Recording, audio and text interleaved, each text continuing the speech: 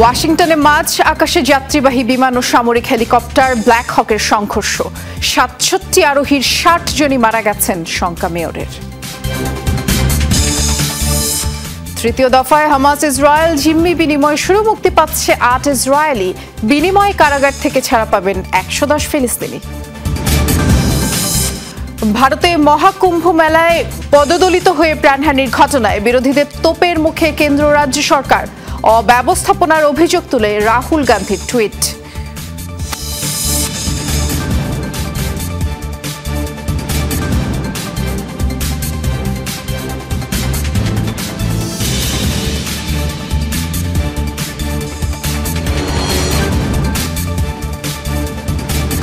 শিরোনামগুলো শুনছিলেন, নুসরাত বৃষ্টির সাথে আছি। ৪ দশকের মধ্যে সবচেয়ে ভয়াবহ বিমান দুর্ঘটনার সাক্ষী হল যুক্তরাষ্ট্র। বুধবার স্থানীয় সময় রাত ৯টায় রোনাল্ড রিগান বিমানবন্দরে অবতরণের আগে মাঝ আকাশে একটি সামরিক হেলিকপ্টারের সাথে আমেরিকান এয়ারলাইন্সের যাত্রীবাহী বিমানটির সংঘর্ষ হয়। ৪ ক্রুসহ ৬৪ আরোহী নিয়ে ২ টুকরো হয়ে পড়ে যায় পোটোম্যাক নদীতে। এটি কানাডিয়ান কোম্পানি বম্বারডায়ারের CRJ-700 বিমান। ৩ সেনা নিয়ে বিধ্বস্ত হয় ব্ল্যাক হক হেলিকপ্টারও। এ ঘটনায় এখন পর্যন্ত ১৯ জনের মরদেহ উদ্ধার করা হয়েছে, তবে ৬০ জনের বেশি আরোহীর মৃত্যুর শঙ্কা ওয়াশিংটন ডিসির মেয়রের।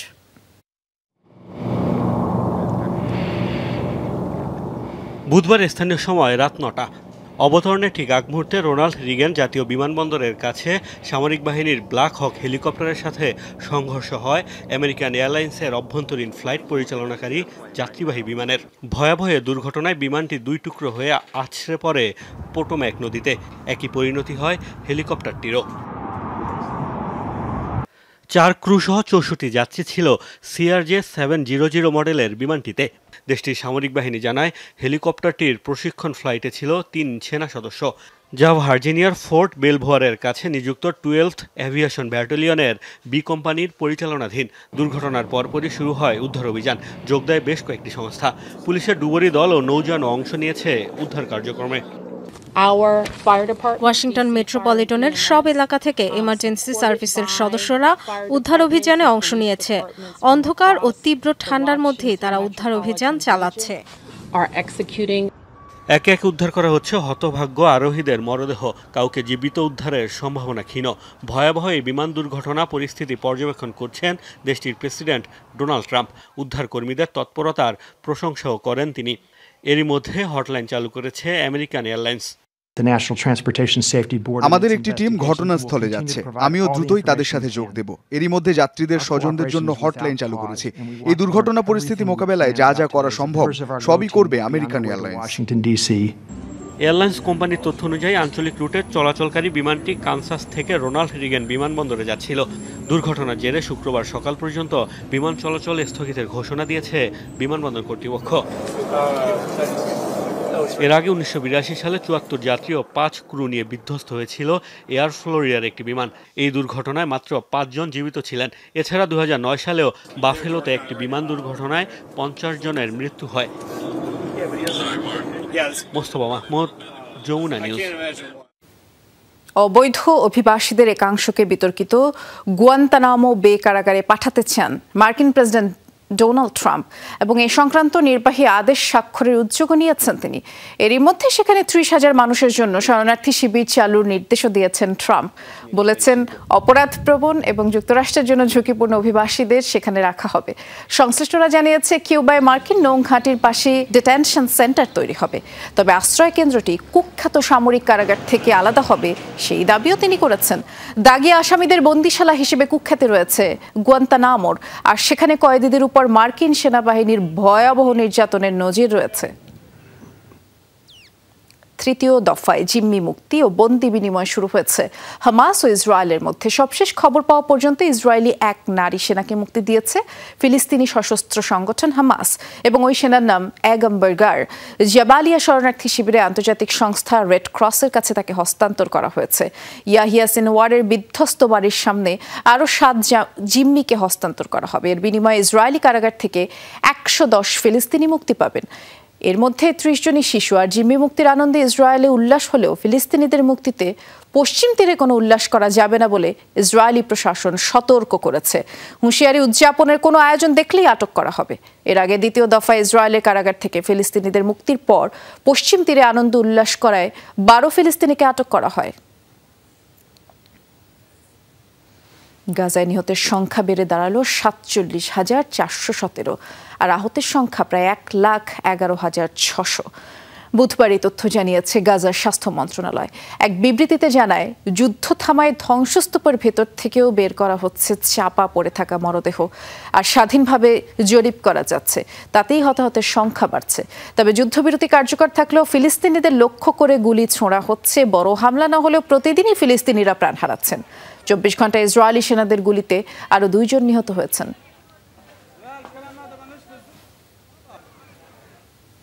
পশ্চিম তীরে তাণ্ডব চালিয়ে যাচ্ছে ইসরায়েলি বাহিনী। বৃহস্পতিবারও ১০ ফিলিস্তিনির প্রাণ গেছে। আর বিমান থেকে নির্বিচারে হামলা চালানো হচ্ছে। তীব্র হামলা হচ্ছে তুবা সেত্তামুন এলাকায়। হামলা অব্যাহত রয়েছে অন্য এলাকাতেও ব্যাপক ধরপাকড় চলছে। বার্তা সংস্থা ওয়াফার তথ্য বলছে, তুলকারেম ও জেনিনে ফিলিস্তিনিদের একাধিক বাড়িঘর ঘেরাও করে রেখেছে ইসরায়েলি সেনারা। জেনিন থেকে আটকও হয়েছেন ফিলিস্তিনিরা। স্থানীয় গণমাধ্যমগুলো বলছে, ফিলিস্তিনিদের হত্যার পর তাদের বাড়িঘর গুড়িয়ে দেওয়া হচ্ছে। এদিকে বৃহস্পতিবার পশ্চিম তীর পরিদর্শন করেছেন ইসরায়েলি প্রতিরক্ষা মন্ত্রী ইসরায়েল কাটজ। জানিয়েছেন, জেনিন শরণার্থী শিবিরে সেনাদল মোতায়েন থাকবে। সিরিয়ার নতুন প্রেসিডেন্ট নির্বাচিত হলেন হায়াত তাহরির আল শামের নেতা আহমেদ আল শারা। বুধবার তার নাম ঘোষণা করা হয়েছে। ক্ষমতাচ্যুত প্রেসিডেন্ট বাশার আল আসাদের পতনে সামনে থেকেই তিনি নেতৃত্ব দিয়েছিলেন। অস্থিতিশীল পরিস্থিতিতে সংবিধান স্থগিত করে আল শারাকে একটি অস্থায়ী আইন পরিষদ গঠনের ক্ষমতা দেওয়া হয়েছে। আসাদ বিরোধী অভিযানে অংশ নেওয়া সামরিক কমান্ডারদের বৈঠকেই এসব সিদ্ধান্ত হয়েছে। এ সময় দেশে স্থিতিশীলতা ফেরানোর পাশাপাশি দেশ পুনর্গঠনে কাজ করার প্রত্যয় ব্যক্ত করেন নতুন প্রেসিডেন্ট।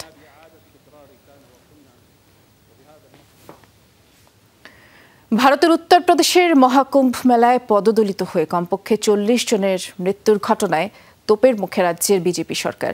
যোগী আদিত্যনাথ সরকারের বিরুদ্ধে অব্যবস্থাপনার অভিযোগ তুলছে বিরোধীরা। সমালোচনা হচ্ছে নরেন্দ্র মোদীর কেন্দ্রীয় সরকারেও। অভিযোগ, এত মানুষের ভিড় সামলাতে প্রশাসন যথাযথ পদক্ষেপ নেয়নি। এ ঘটনায় সুপ্রিম কোর্টের জনস্বার্থে মামলাও করেছেন এক আইনজীবী। উত্তরপ্রদেশের প্রয়াগরাজে সনাতন ধর্মানুসারীদের সবচেয়ে বড় সমাগমে মঙ্গলবার মৌনী অমাবস্যার পুণ্যতিথিতে অমৃত স্নানে পদদলিত হয়ে প্রাণ যায় কমপক্ষে ৪০ জনের। আর অনেকে হয়েছেন গুরুতর আহত। এই ঘটনায় উঠছে কর্তৃপক্ষের অবহেলার অভিযোগ। তুমুল সমালোচনার মুখে পড়েছেন উত্তরপ্রদেশের মুখ্যমন্ত্রী যোগী আদিত্যনাথ ও ভারতের প্রধানমন্ত্রী নরেন্দ্র মোদী। টুইট বার্তায় নিহতদের প্রতি সমবেদনা জানিয়ে মহাকুম্ভ মেলায় অব্যবস্থাপনার অভিযোগ তুলেছেন বিরোধী দলীয় নেতা রাহুল গান্ধী। তার অভিযোগ, সাধারণ মানুষকে উপেক্ষা করে ভিআইপি অতিথিদের দিকে বাড়তি নজর দিচ্ছে প্রশাসন, যার কারণে ঘটেছে এই দুর্ঘটনা। যোগী আদিত্যনাথ সরকারের সমালোচনা করছে অন্য বিরোধী দলগুলো। তাদের দাবি, এত বড় আয়োজনের জন্য যতটা প্রস্তুতি নেওয়া দরকার ততটা নেয়নি কর্তৃপক্ষ। যা ঘটেছে তা খুবই দুঃখজনক। এ ধরনের আয়োজন সফল করতে যতটা করা প্রয়োজন ততটা করেনি সরকার। নিহত ও নিখোঁজ মানুষের তালিকা প্রকাশ করা উচিত। বিজেপি এই দুর্ঘটনার দায় এড়াতে পারে না। এত মানুষের হতাহতের জন্য কেন্দ্রীয় ও রাজ্য উভয় সরকারই দায়ী। নিহতদের আত্মার শান্তি কামনা করছি। আশা করছি আহতরা দ্রুত সুস্থ হবে। সরকারের আরো ভালো প্রস্তুতি নেওয়া উচিত ছিল। আশা করছি ভবিষ্যতে এ ধরনের দুর্ঘটনা এড়াতে এই ঘটনা থেকে শিক্ষা নেবে সরকার। মহাকুম্ভ মেলার দুর্ঘটনার বিষয়টি গড়িয়েছে ভারতের সুপ্রিম কোর্টেও। জনস্বার্থে মামলা করেছে এক আইনজীবী। মামলায় দোষীদের কঠোর শাস্তি নিশ্চিতের পাশাপাশি ভবিষ্যতে কোথাও যেন এমন ঘটনা না ঘটে সেজন্য কেন্দ্র ও রাজ্যগুলোকে যথাযথ পদক্ষেপ নেওয়ার দাবি জানানো হয়েছে। এদিকে কেন্দ্রীয় সরকার এরই মধ্যে দুর্ঘটনার কারণ অনুসন্ধানে বিচার বিভাগীয় তদন্তের পদক্ষেপ নিয়েছে। এরই মধ্যে গঠন করা হয়েছে ৩ সদস্যের কমিটিও। Mostafa Mahmud, Jamuna news. Donald Trump ক্ষমতায় আসায় বিপাকে ইউক্রেন। হোয়াইট হাউসে ফিরেই মানবিক ও উন্নয়নমূলক একগুচ্ছ সহায়তা কার্যক্রম স্থগিত করেছে যুক্তরাষ্ট্র। 90 দিনের পর্যবেক্ষণ শেষেই পরবর্তী সিদ্ধান্ত নেওয়া হবে। তাতে বিস্তৃত মার্কিন সহায়তার উপরে নির্ভর করে যুদ্ধ চালিয়ে যাওয়া ইউক্রেন সরকার নিজেরাই কিভাবে পরিস্থিতি সামাল দেওয়া যায় তা নিয়ে তোড়জোড় শুরু হয়েছে। তহবিল, সমর ভাণ্ডার, যুদ্ধ পরিস্থিতি নিয়ে প্রশাসনের কাছে বিস্তারিত প্রতিবেদন চেয়েছেন president Volodymyr Zelensky. Donald Trump ক্ষমতায় এলে যে কিছুটা অসুবিধায় পড়তে যাচ্ছে ইউক্রেন তা আগেই টের পেয়েছিল জেলেনস্কি প্রশাসন। তবে তা যে এত দ্রুত সেটা হয়তো ভাবতে পারেনি কিয়েভ। ক্ষমতায় বসেই ইউক্রেনে চলমান একগুচ্ছ মার্কিন সহায়তা 90 দিনের জন্য স্থগিত করেছেন প্রেসিডেন্ট ডোনাল্ড ট্রাম্প। স্থগিত করা এসব সহায়তা কর্মসূচির প্রায় সবগুলোই মানবিক, উন্নয়ন ও নিরাপত্তা বিষয়ক। এই 90 দিনের সহায়তা কর্মসূচিগুলো পর্যালোচনা করবে মার্কিন প্রশাসন। তারপর সিদ্ধান্ত হবে কোনগুলো অব্যাহত থাকবে আর কোনগুলো পুরোপুরিভাবে বন্ধ করবেন প্রেসিডেন্ট ট্রাম্প। প্রায় 3 বছর ধরে চলমান যুদ্ধে অনেকটাই ভঙ্গুর ইউক্রেনের অর্থনীতি। তাই অনেক ক্ষেত্রেই যুক্তরাষ্ট্র ও ইউরোপীয় ইউনিয়নের সহায়তার ওপর নির্ভরশীল দেশটি। এমন কঠিন পরিস্থিতিতে ট্রাম্পের সিদ্ধান্তে চিন্তার ভাঁজ জেলেনস্কির কপালে। বর্তমানে যে মার্কিন সহায়তাগুলো স্থগিত রয়েছে সে বিষয়ে একটি প্রতিবেদন তৈরির নির্দেশ দিয়েছি। এগুলো মানবিক সহায়তা কর্মসূচি। যেসব কর্মসূচি স্থগিত রয়েছে সেগুলোর বেশিরভাগই ইউক্রেনীয় সরকার নয়, বরং পরিচালিত হতো বিভিন্ন সংস্থার মাধ্যমে। জানান, প্রতিবেদন পেলে গুরুত্ব অনুসারে রাষ্ট্রীয় অর্থায়ন নিশ্চিত করবে ইউক্রেন সরকার। যতটুকু সম্ভব রাষ্ট্রীয় অর্থায়নের মাধ্যমে ঘাটতি পূরণের চেষ্টা করা হবে। অগ্রাধিকার পাবে শিশু শিক্ষা, প্রবীণ সৈনিকদের সহায়তা আর অবকাঠামো সুরক্ষা। বাকিটা পশ্চিমা মিত্রদের সাথে আলোচনা করা হবে। ইউক্রেনের সামরিক সহায়তার বেশিরভাগই পেন্টাগনের মাধ্যমে আসায় স্থগিতাদেশের আওতায় পড়েনি সেগুলো। তবে স্টেট ডিপার্টমেন্টের তত্ত্বাবধানে যে একমাত্র সামরিক সহায়তাটি ইউক্রেন পাচ্ছিল তা অন্তর্ভুক্ত হয়েছে এই স্থগিতাদেশে। তাজরিয়ান সোফান, যমুনা নিউজ। আলোড়ন তৈরি করা আর্টিফিশিয়াল ইন্টেলিজেন্স AI অ্যাপ ডিপসিককে চীনের বিতর্কিত বিষয় নিয়ে প্রশ্ন করার হিড়িক পড়েছে। ট্রেন্ড চলছে দালাই লামা, উইঘুর নির্যাতন কিংবা তিয়ানানমেন স্কোয়ারে হত্যাযোগ্য ইস্যুতে জানতে চাওয়ার। তবে চীনা মালিকানাধীন এই কৃত্রিম বুদ্ধিমত্তার ইঞ্জিনও সেসব প্রশ্ন এড়িয়ে যাচ্ছে। চীনের বর্তমান বা অতীত নিয়ে সংবেদনশীল কোনো প্রশ্ন করা হলেই উত্তর দিতে অপারগতা জানিয়ে দিচ্ছে ডিপসিক। বাজারে এসেই বাজিমাত করেছে চীনের আর্টিফিশিয়াল ইন্টেলিজেন্স অ্যাপ ডিপসিক। লঞ্চের পরপরই ঝড়ের গতিতে লুফে নিয়েছে ব্যবহারকারীরা। চ্যালেঞ্জ ছুড়ে দিয়েছে মার্কিন মালিকানাধীন চ্যাটজিপিটি সহ অন্যান্য AI অ্যাপকে। তবে মুক্ত তথ্যের ভাণ্ডার দাবি করলেও চীনের বিতর্কিত ইস্যুতে রাখঢাকের নজির রাখছে ডিপসিক। বাজারে চালুর পর ব্যবহারকারীরা একের পর এক প্রশ্ন করে যাচ্ছে চীন ইস্যুতে। দালাই লামা সহ দেশটির সরকার বিরোধী কিংবা আলোচিত ভিন্ন মতাবলম্বীদের নিয়ে জানতে চাওয়া হচ্ছে। প্রশ্ন করছে তিয়ানানমেন স্কোয়ার হত্যাযজ্ঞ কিংবা তাইওয়ান ইস্যুতেও। তবে এক্ষেত্রে দুঃখ প্রকাশ করে ডিপসিকের উত্তর, এসব বিষয় তার জানার আওতার বাইরে। বিশ্লেষকরা বলছেন, চীনের সংবেদনশীল ও বিতর্কিত ইস্যুগুলো নিয়ে উত্তরে এই গড়িমসির কারণ দেশটির রাজনৈতিক কাঠামো। চীনের কোম্পানিগুলো তুলনামূলক স্বাধীন হলেও রাজনৈতিক এবং আইনি কাঠামোর আওতায়, আর ঠিক সে কারণেই বিধি মেনে চলার বাধ্যবাধকতা রয়েছে। সেন্সরশিপ এড়ানো তাদের জন্য বেশ কঠিন, বিশেষ করে চীন সরকার যেসব অভ্যন্তরীণ বিষয়ে আলোচনায় আগ্রহী নয়। চলতি মাসের দ্বিতীয় সপ্তাহে যুক্তরাষ্ট্রের বাজারে আসে চীনা কোম্পানি ডিপসিকের তৈরি আর্টিফিশিয়াল ইন্টেলিজেন্স চালিত এই চ্যাটবট। কয়েকদিনের মধ্যে অ্যাপল স্টোরের ডাউনলোড করা শীর্ষ ফ্রি অ্যাপে পরিণত হয়। মার্কিন AI কোম্পানিগুলোর তুলনায় বহু কম ব্যয়ে তৈরি অ্যাপটি বাজারে আসার পর নামি দামি টেক জায়ান্টদের শেয়ারের দামে ধস নামে। চিপ মার্কেটের শীর্ষ প্রতিষ্ঠান এনভিডিয়ার শেয়ারের দাম 17% কমে একদিনে রেকর্ড $593 বিলিয়ন খোয়ায় প্রতিষ্ঠানটি। Dorothy Tasrin, Jamuna news. এখন উত্তপ্ত মধ্য আফ্রিকার দেশ ডেমোক্রেটিক রিপাবলিক কঙ্গো। সেনা বিদ্রোহীদের মধ্যে পাল্টাপাল্টি গোলাগুলি চলছে। স্থানীয় গণমাধ্যমগুলো বলছে গোমা শহরের হাসপাতালগুলোতে উপচে পড়া ভিড় হতাহতদের এবং এত বিপুল পরিমাণে মানুষকেও চিকিৎসা প্রদান সম্ভব হচ্ছে না। তার উপর পাল্টাপাল্টি হামলায় পুরো শহর বিদ্যুৎ বিচ্ছিন্ন হয়ে পড়েছে। আতঙ্কিত হয়ে দেশটির পূর্বাঞ্চল ছেড়ে পালাচ্ছেন বাসিন্দারা। স্থানীয় সময় সন্ধ্যায় জাতির উদ্দেশ্যে ভাষণ দেবেন প্রেসিডেন্ট ফেলিক্স শিসেকেদি এবং রুয়ান্ডার বরাত দিয়ে বার্তা সংস্থা এএফপি জানিয়েছে গোমার পরে দক্ষিণ কিভু প্রদেশে অগ্রসর হওয়ার পরিকল্পনা করছে বিদ্রোহী গোষ্ঠী M23। অন্যদিকে দক্ষিণ সুদানের ইউনিটি অঙ্গরাজ্যে একটি বিমান বিধ্বস্ত হয়ে কমপক্ষে 20 জনের মৃত্যু হয়েছে। বুধবার এই তথ্য নিশ্চিত করেছেন রাজ্যের তথ্যমন্ত্রী। নিহতরা সবাই রাষ্ট্রীয় মালিকানাধীন একটি তেল খনিতে কাজ করতেন। কর্তৃপক্ষ জানায় বিমানটি তেল ক্ষেত্র থেকে উড্ডয়নের সময় দুর্ঘটনার কবলে পড়ে, যার গন্তব্য ছিল রাজধানী জুবা, এবং নিহতদের মধ্যে 2 জন চীনের, 1 জন ভারতীয় নাগরিক। কারণ এখনো জানা যায়নি। যুদ্ধ বিধ্বস্ত দক্ষিণ সুদানে গেল কয়েক বছরে বেশ কয়েক দুর্ঘটনা হয়েছে।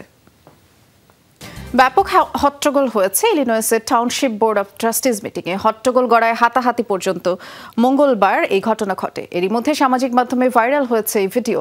স্থানীয় গণমাধ্যমগুলোর তথ্য মতে জেদিদিয়া ব্রাউন নামের এক সমাজকর্মী ডলটন মেয়র টিফানি হ্যানিয়ার্ডকে উদ্দেশ্য করে একটি বাজে মন্তব্য করেন।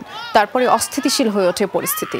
টিফানির সমর্থকরা ঝাঁপিয়ে পড়ে জেদিদিয়ার উপরে, শুরু হয় হাতাহাতি। এক পর্যায়ে সংঘর্ষে জড়ান মেয়র টিফানি হ্যানিয়ার্ড নিজেও। পরে পুলিশের হস্তক্ষেপে পরিস্থিতি শান্ত হয়। বিশ্বের বৃহত্তম জলপ্রপাত নায়াগ্রার একটা বড় অংশ বরফে ঢেকে গেছে, যেন চলতে চলতে হঠাৎ করেই ছন্দপতন। টানা প্রবাহে ক্লান্তি জুড়িয়ে নেওয়ার অবসর। ঐশ্বরিক সৌন্দর্যমণ্ডিত জলপ্রপাতটি এখন ভিন্ন রূপে সৌন্দর্য ছড়াচ্ছে পর্যটকদের সামনে। ঠান্ডায় জমে যাওয়া অদ্ভুত সুন্দর জলধারাটি এক নজর দেখতে দেশি বিদেশি পর্যটকরা ভিড় জমাচ্ছেন।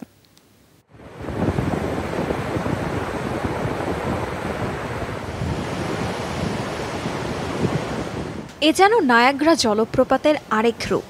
চঞ্চলা হরিণীর মতো ছুটে চলার যেন ক্ষণিকের বিরতি, হঠাৎই ছন্দপতন। থমকে গেলেও এর রয়েছে আলাদা সৌন্দর্য, যা পর্যটক ও দর্শকদের আকৃষ্ট করছে, টানছে ভিন্নভাবে। স্বতঃস্ফূর্ততা হারিয়ে ঝর্ণার পানি এখন কোথাও শান্ত, কোথাও স্থির। তীব্র ঠান্ডায় জমে গেছে বিশ্বের বৃহত্তম জলপ্রপাত নায়াগ্রার নিউ ইয়র্ক অংশের একটি বড় এলাকা। দীর্ঘ পথ পাড়ি দেওয়ার পর এই শীতে যেন বিশ্রামের ফুরসত মেলেছে নায়াগ্রার। শ্বেতশুভ্র বরফের আচ্ছাদনে ঠেকে গেছে নায়াগ্রা ও এর আশেপাশের এলাকা, যেন জলপ্রপাত ঘিরে বিছানো হয়েছে সাদা গালিচা। কানাডা ও যুক্তরাষ্ট্রের সীমান্ত ঘেঁষে অবস্থান নায়াগ্রা জলপ্রপাতে। মূলত 3টি জলপ্রপাত নিয়ে এটি গঠিত। প্রবাহিত পানির মূল উৎস নায়াগ্রা নদী। নিউ ইয়র্ক অংশের জমে যাওয়া নায়াগ্রা ইতিমধ্যে নজর কেড়েছে দর্শনার্থী ও পর্যটকদের।